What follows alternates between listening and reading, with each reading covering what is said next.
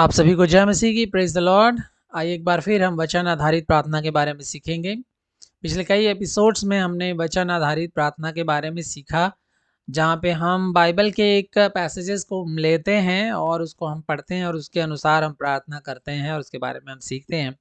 देखिए, कई बार हम प्रार्थना करते हैं और हम अपनी सोच और आधार पे हम प्रार्थना करते हैं। हम अपनी ज़रूरतों के आधार पे प्रार्थना करते हैं। अपनी जो हमारी परिस्थितियाँ हैं, बीमारियाँ हैं, कमी घटी है, परिवार है और हमारी जो सिचुएशंस है, उसके आधार पे हम अपनी प्रार्थनाओं को केंद्रित करते हैं।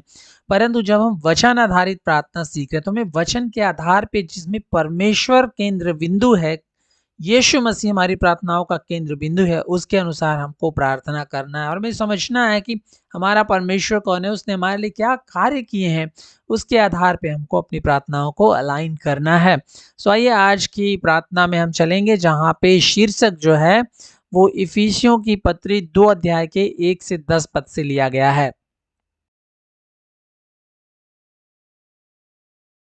शीर्षक है यीशु मसीह के सुसमाचार के प्रति अधिक आभारी और विनम्र होने की इच्छा करना। Ephesians chapter 2 verse 1 to 10, desiring to be more thankful and humble regarding the gospel of our Lord Jesus Christ.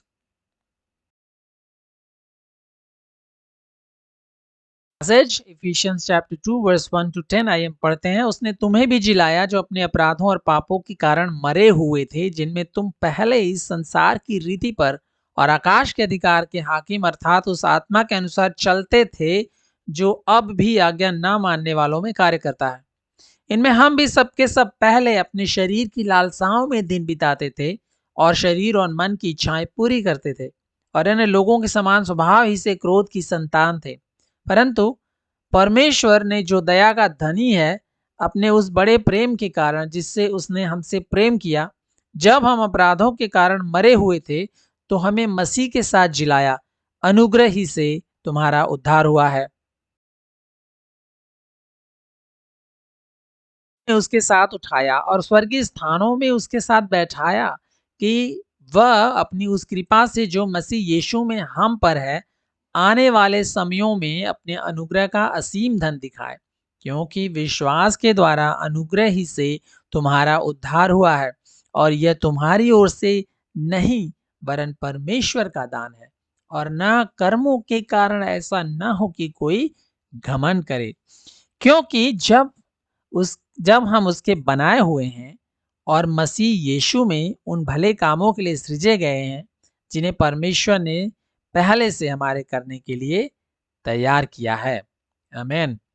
आइए हम प्रार्थना करेंगे।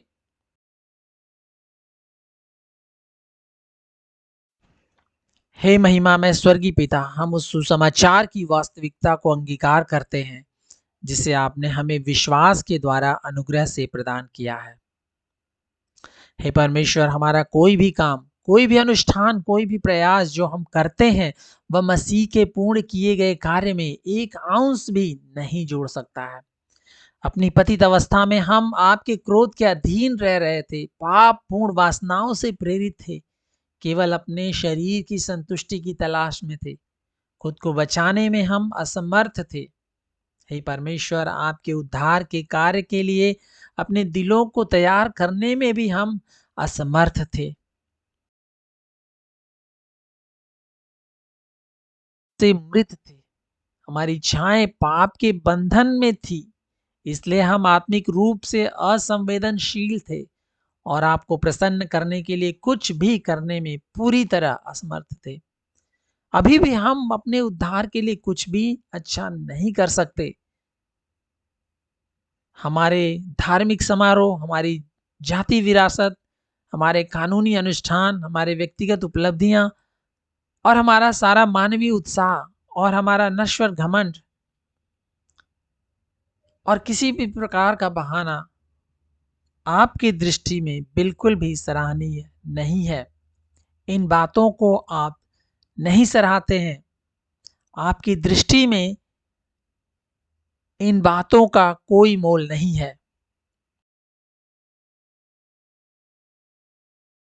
पौलुस के व्यक्तिगत स्वीकारोक्ति को दोहराते हैं। उसके समान हम कहते हैं कि मैं अपने प्रभु यीशु मसीह की पहचान की उत्तमता के कारण सब बातों को हानि समझता हूँ, जिसके कारण मैंने सब वस्तुओं की हानि उठाई और उन्हें कूड़ा समझता हूँ, जिससे मैं मसीह को प्राप्त करूं। हे पिता परमेश्वर, मसीह यीशु की उत्तमता के कारण हमें सांसारिक सब वस्तुओं, सांसारिक सब बातों की, उपलब्धियों की के प्रति हम उदासीन हो प्रभु जी। हम उन्हें कूड़ा समझें, क्योंकि मसीह की उत्तमता, उसकी सुंदरता, उसके वैभव की तुलना में ये सांसारिक वस्तुएं कुछ भी नहीं है, कुछ भी नहीं है। और इन सांसारिक वस्तुओं से हम कुछ भी प्राप्त नहीं कर सकते। महिमा के पिता, हमारे हृदयों को कृतज्ञता से भर दीजिए, जो आपके द्वारा हमें दिखाए गए अनुग्रह के अनुरूप हो सके। हमारे हृदयों को खोलें प्रभु जी, और उन्हें आपकी स्तुति से भर दें। जब हम मसीह की असाधारण महानता और उसकी धार्मिकता पर विचार करते हैं, तो प्रभु जी आप हमारे हृदयों से शारीरिक अभिमान के हर निशान को मिटा दें प्रभु जी।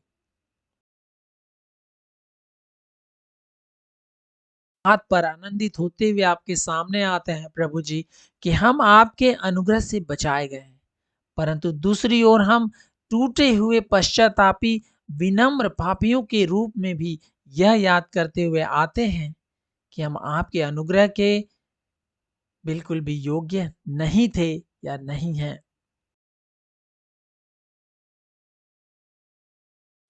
हे प्रभु, हमें पश्चाताप प्रदान करने के लिए हम आपको धन्यवाद देते हैं, जो जीवन की ओर ले जाता है और यीशु मसीह में विश्वास के माध्यम से हमें आपके साथ मेल मिलाप कराता है।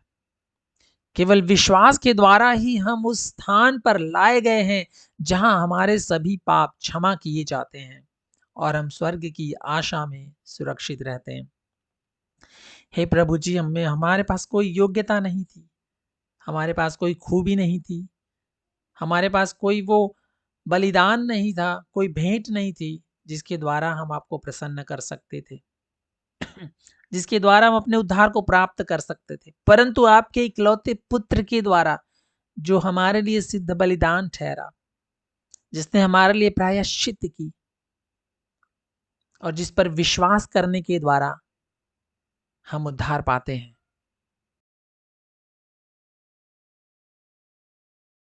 करते हैं कि हमारी सारी प्रार्थनाएं आपके प्रति सच्चे प्रेम से प्रेरित होकर आराधना से भर जाएं। हमें अपनी पवित्र आत्मा द्वारा सक्षम बनाने के लिए धन्यवाद, जो न केवल हमारे हृदयों में ईश्वरीय प्रेम का संचार करता है, बल्कि हमें शुद्ध करता है, हमें सामर्थ्य देता है और प्रोत्साहित भी करता है, ताकि हम आपकी सेवा इस तरह से कर सकें जो आपकी महानता को सुशोभित कर सके। हालेलुया।